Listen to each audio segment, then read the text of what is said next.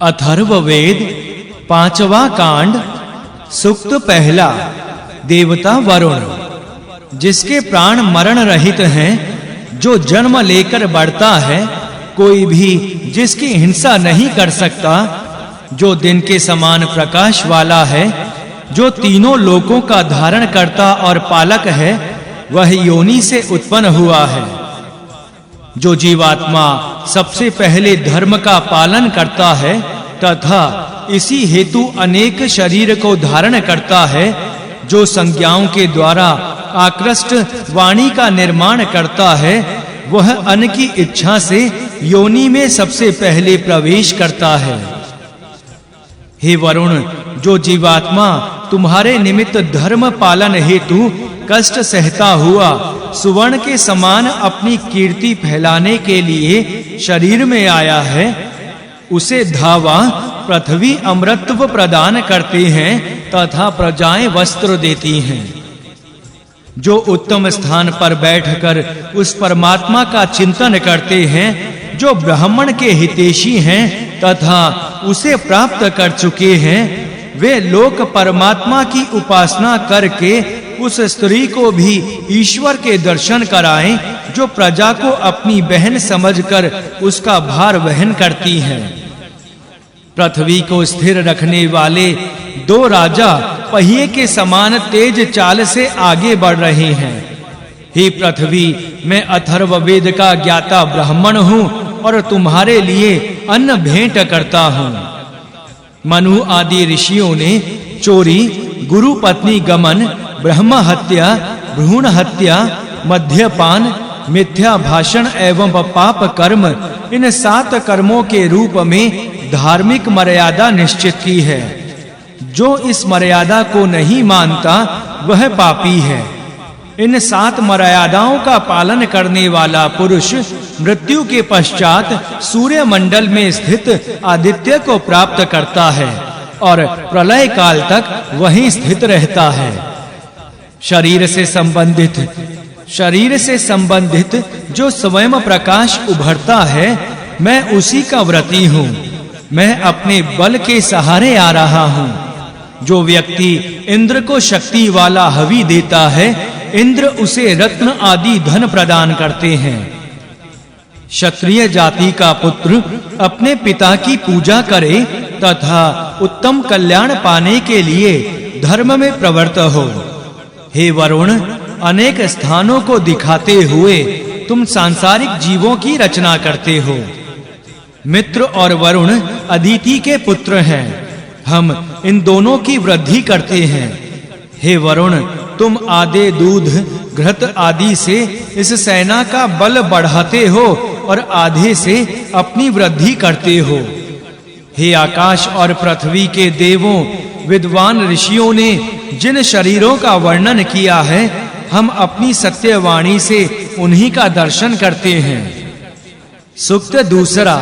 देवता वरुण, इंद्र संसार में धनवान एवं बली होने के कारण श्रेष्ठ माने जाते हैं। इंद्र ने जन्म लेते ही शत्रु का संहार करना आरंभ कर दिया था, इसलिए इनके सैनिक इनकी रक्षा करते हैं एवं प्रसन्न रहते हैं। बढ़ता शक्तिशाली एवं ओजस्वी शत्रु अपने दासों को भयभीत करता है। चर और अचर सारा विश्व हम में लीन हो जाता है। वेतन पाने वाले सच्चे वीर युद्ध में परमात्मा की प्रार्थना करते हैं।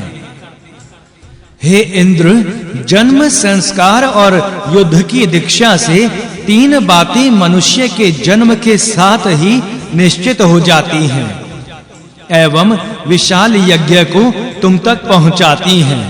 तुम सभी पदार्थों को उत्तम स्वाद वाला बनाने वाले हो। तुम हमारे पदार्थों को भी स्वादिष्ट बनाओ एवं सुंदर रीति से युक्त करो। हे बलशाली इंद्र, तुम सभी युद्धों में विजय प्राप्त करते हो। यदि ब्राह्मण तुम्हारी स्तुति करें तो तुम उन्हें स्थिर रहने वाला बल प्रदान करो। जो मुख्य सुखमय वातावरण को दुखमय बना देते हैं अथवा जिनकी गति बुरी है, वे तुम तक ना आ सकें। हे इंद्र, तुम्हारी सहायता से हम युद्ध में अपने सभी विरोधियों को समाप्त कर देते हैं। मैं तपस्या के द्वारा सिद्ध अपनी वाणी से तुम्हारे शस्त्रों को प्रेरणा प्रदान करता हूँ तथा तुम्हारी गतिशील वाणी को तीखा बनाता हूँ। जिस घर में उत्तम एवं साधारण प्राणियों का पालन हुआ तथा जिस घर में अन्न द्वारा उनकी रक्षा की गई, उस घर में कालिका माता की गतिशील शक्ति की स्थापना करो। इस प्रकार वह घर अद्भुत पदार्थों से पूर्ण हो जाएगा। हे शरीरधारी पुरुष, तू उस राजा की स्तुति कर जो विचरण करने वाला, तेजस्वी, स्वामी एवं उन गुणों से युक्त है जो आप्त जनों में होते हैं।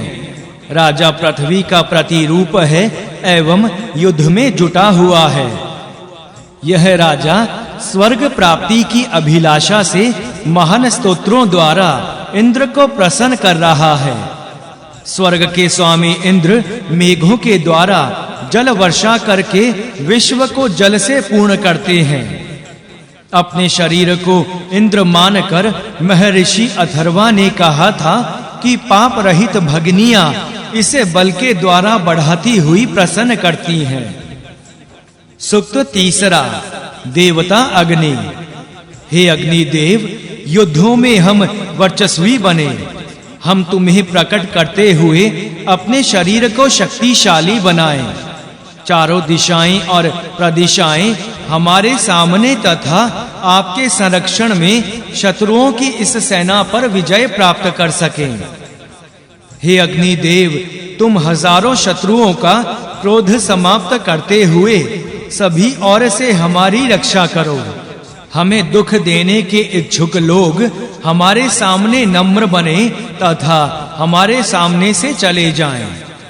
इंद्र के साथ मरुत, विष्णु और अग्नि आदि सभी देव युद्ध भूमि में मेरे अनुकूल बने। अंतरिक्ष में मेरा यशोगान गूंजे तथा वायु की गति मेरे अनुकूल हो। मैं जो इच्छा और संकल्प करता हूँ वह सत्य हो। मैं सभी प्रकार के पापों से दूर रहूं तथा विश्व देव मेरी रक्षा करें। मैं जिन देवों को बुलाता हूँ वे मुझे अन्न से संपन्न बनाएं। यज्ञ में देवों के होता हमारे समीप बैठें, जिससे हम रोग रहित और शक्तिशाली बन सकें। हे विश्व देव, आप सब हमारे लिए पृथ्वी, आकाश, जल, औषधि, दिन और रात इन 6 दिव्य शक्तियों को बढ़ाएं। आप प्रसन्न हों जिससे कोई ना हमारा तिरस्कार करे और ना हमारी निंदा करे, हमें पाप ना लगे। भारती, सरस्वती और पृथ्वी ये 3 देवियां हमारा कल्याण करें। हमारी प्रजाएं पोषक पदार्थ पाकर पुण्य शरीर वाली हों।